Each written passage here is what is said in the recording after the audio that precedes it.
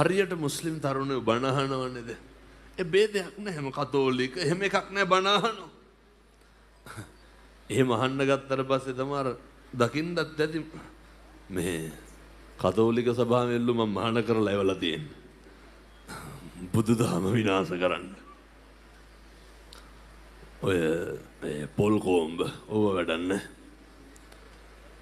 මුස්ලිම් තරුණයෝ කියනවා අපි සාදුගේ බණ අහන්න ගත්තට පස්සේ කවදාවත් මතුගම් පැත්තේ ගංජා කුඩුවයිස් තියනවද නැහැ? නෑ සහතිකම අහන්න දන්නේ නැති නේද? මේ තියනවලු. මතුගම තරුණ මහත්තුරුන්ට යෝජනාවක් කරනවා. මේ කොල්ලොන්ගේ සාක්කුවල දැන් බැලුවත් පෙති කාඩ්ඩයක් හරි තියෙනවා. කරන ප්‍රමුඛම යෝජනාව තමයි මෙවුවා මේ පොලිසියට කරන්න පුළුවන් දේවල් නෙමෙයි. තරුණයන්ට පුළුවන්.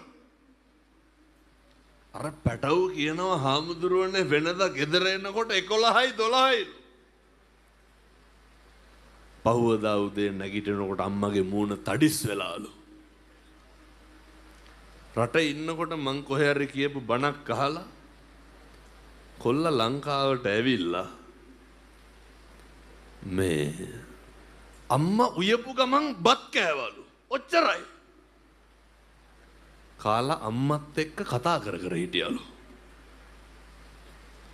කියනවා හාමුදුරුවනේ අම්මගේ පුදුම ආදරයක් මට දෙවුනේ කියලා.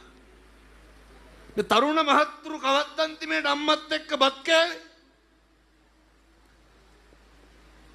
කවත් අම්මත් එක්ක ගෙදර හිටියේ. කොල්ලෝ ගිහිල්ලා එනකොට රෑ 10යි 11යි 12යි. දරුවෝ කන කොටයි අඳින කොටයි වැඩිපුරම සතුටු වෙන්නේ අම්මයි තාත්තයි.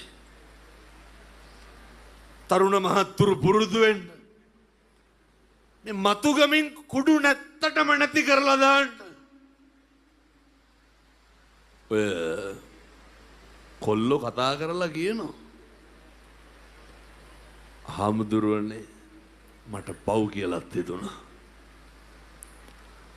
විකුණන එක නැවැත්තුවාලු. මොරටුවේ විකුණන කොල්ලෝ. මං ඇහුවා දැන් නඩුවලට සල්ලි කොහෙන්ද? කමක් නැහැ හාමුදුරුවනේ. මම කියපු දෙන් කිව්වා අනිත් එවුන් බේරෙනවලු.